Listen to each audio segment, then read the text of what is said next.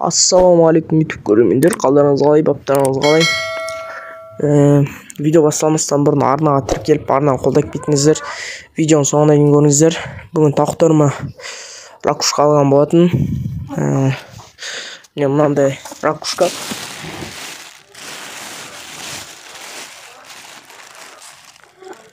Осындай ракушка алған болатын. Енді осыны беріп жатырмын. Бағана таңертеңнен бері бергем. Таңертең бердім, түсте бердім. Бұның өте пайдасы көп. Ішінде кальций бар.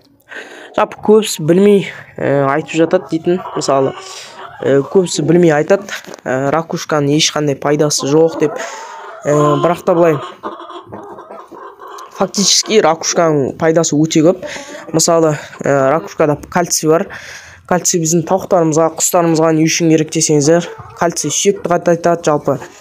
Және де кальций мысалы тауықтарыңыз түлдеп жатса, линкадан шығып жатса, жаңа жүн өсуіне көмектеседі. Және де жалпы тауықтың иммунитетін жақсартады. Енді ракушканы жалпы часто беріп тұру керек. Мысалы бір күн беріп, потом оны ұмытып кетіп, потом бір-екі аптадан қайттан беріп ондай емес. Мысалы бір күн бердіңіз, бір-екі күн демаласыз.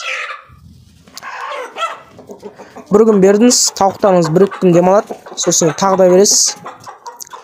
Сөйтіп ракушканы жалпы күн ара, 2 күн ара сөйтіп беріп отырсаңыз пайдасы көп. Мен өзім былай берем, жемді алам мысалы дейтін. Осындай бір стакан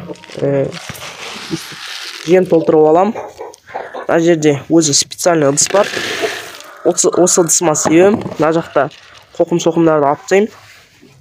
Одан кейін өзімнің ракушкамды алам. Ракушкамнан мына бір ыдыспен жарты қасық салып, қазір көрсетем.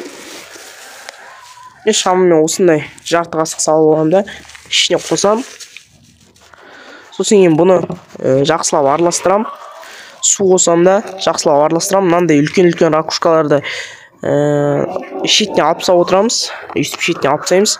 Не себептен десеңіздер, оны потом өзіміз балтамен немесе тағы да бір қатты затпен үгітіп аламыз.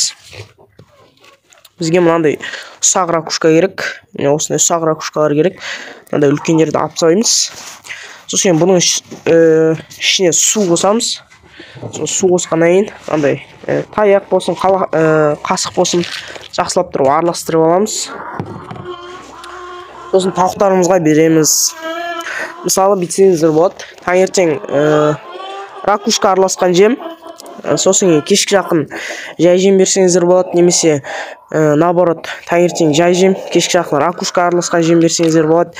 Әйтеуір ауыстырып беріп отырсаңыздар болды. Енді бүгінге түсіретін видео осы. Сіздерге түсіріп кеткен видеом. Енді осы өзіңіз ракушка беріп тұрсаңыздар болады. Өзіңіз тексеріп көрсеңіз болады. Оны ешкімді берсін деп жатқан жоқпын. Әркімнің өз еркі. Жалпы беріп көріңіздер өздеріңіз. Жалпы эксперимент жасап. Енді сау саламатта жүргенше сау болыңыздар, аман болыңыздар. Жақсылық болсын.